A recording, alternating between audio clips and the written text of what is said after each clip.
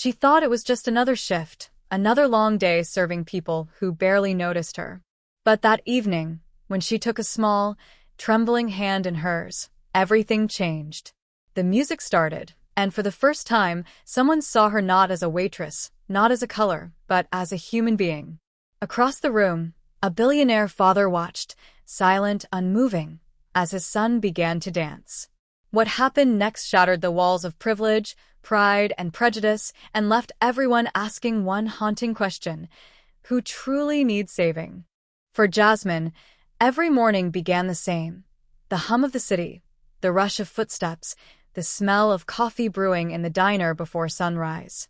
She'd worked there for years, moving gracefully between tables, smiling even when people looked through her as if she didn't exist.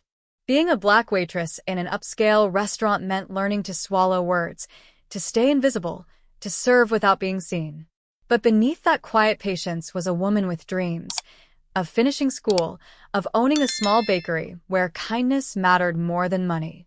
Those dreams lived quietly inside her, tucked between double shifts and long nights of aching feet.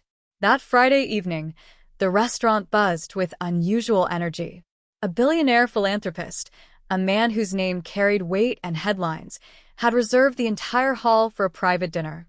His young son, wheelchair-bound since birth, was attending too. Staff whispered instructions. Be perfect. Don't make mistakes. Don't draw attention.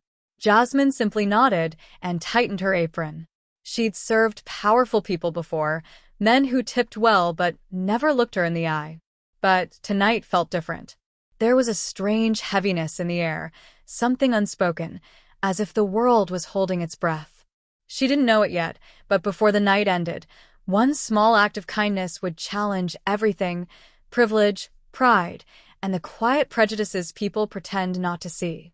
The restaurant shimmered under golden lights that night. Every plate sparkled, every napkin folded to perfection. Jasmine moved quietly between tables, her steps practiced, her smile calm. The kind that hid exhaustion and the weight of being judged before being known. When the billionaire arrived, the air changed. Cameras flashed outside as his security team cleared the way. He walked in with the confidence of someone used to control, tall, composed, wearing wealth like armor. Beside him sat his son, Liam, a boy no older than 10, his wheelchair positioned just slightly out of the spotlight, as though even his presence had to be managed. From the kitchen door, Jasmine watched. She'd seen this kind of power before, the kind that filled rooms without speaking, that made others smaller without trying. She focused on her tray, keeping her head low as she approached their table. The father didn't look at her when she placed the glasses. His attention was fixed elsewhere: business partners, a polished smile, an endless stream of small talk about investments and charity galas. Jasmine set down a glass near the boy, whispering a quiet, "Here you go, sweetheart." The boy smiled, small, shy, grateful. It was the first genuine smile she'd seen all night. Minutes later, soft music filled the room. The staff began clearing tables as guests prepared for the evening's entertainment, a live performance meant to impress. But Liam's eyes weren't on the stage. They were on the people moving gracefully on the dance floor.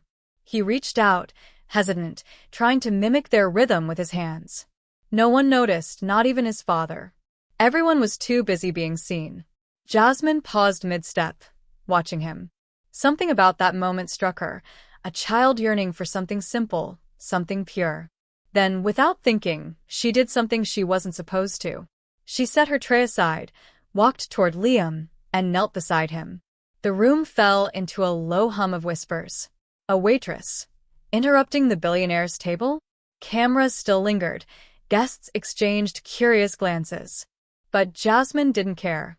She gently took Liam's hand and said softly, "Let's show them how it's done." Liam's eyes lit up.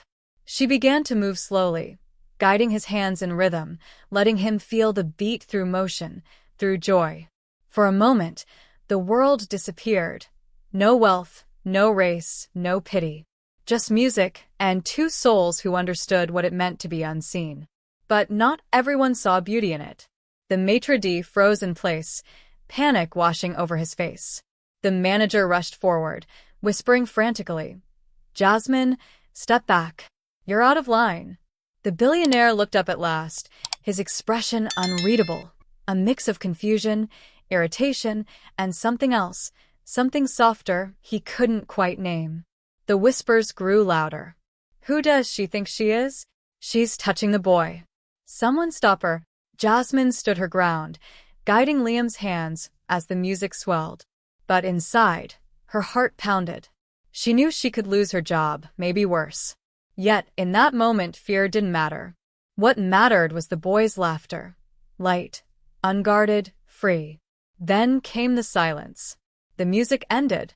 Every head turned toward the billionaire. His face was pale, his jaw tight. The room waited for his judgment. And in that heavy, breathless pause, before a single word was spoken, Jasmine realized the truth. Some dances cost more than courage. They demand everything. The silence in the room felt endless, thick enough to drown in. Every pair of eyes turned toward Jasmine, waiting for the billionaire's verdict. The music had stopped, but her heartbeat thundered like a drum.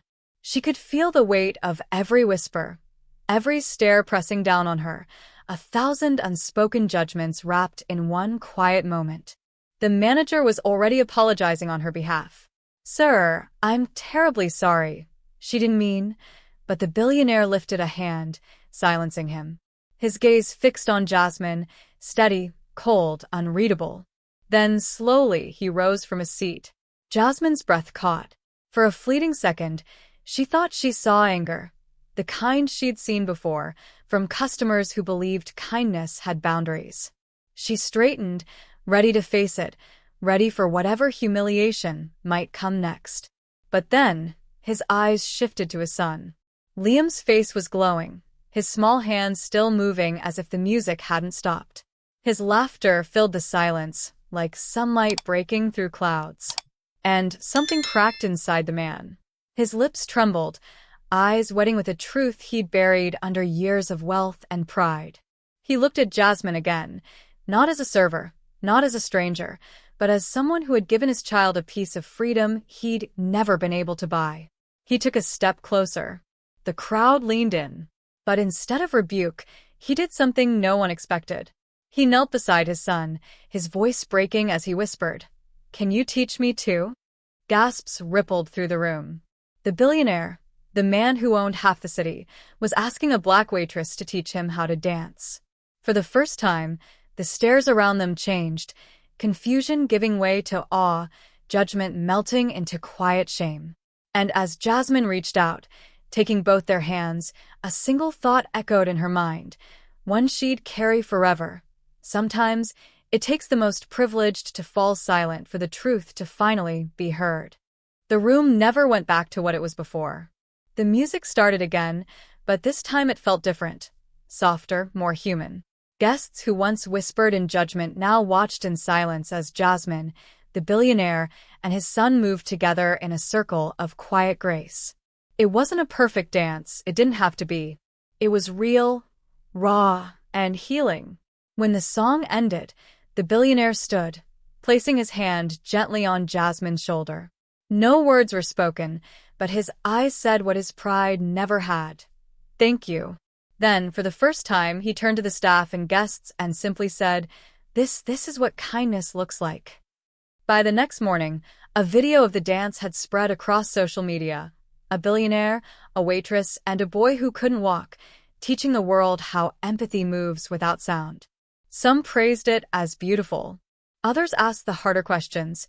Why it took someone of power to validate a black woman's humanity. Jasmine didn't chase the fame. She returned to the diner the next day, tying her apron as always. But something inside her had changed. People looked at her differently, not because she'd gone viral, but because she had reminded them of something simple. Compassion doesn't belong to the rich, and dignity doesn't need permission. That night, as she locked up, she thought of Liam's smile. Pure, unfiltered joy. She thought of how one small act had forced the world to pause and see color, class, and disability not as barriers, but as bridges waiting to be crossed. And maybe that's the lesson we keep forgetting, that change doesn't start in boardrooms or governments. It starts in moments like this, when one person dares to see another fully. Because in the end, racism isn't destroyed by anger alone. It fades when empathy becomes louder than fear. So the question is, how many of us are still brave enough to reach out a hand and start the dance?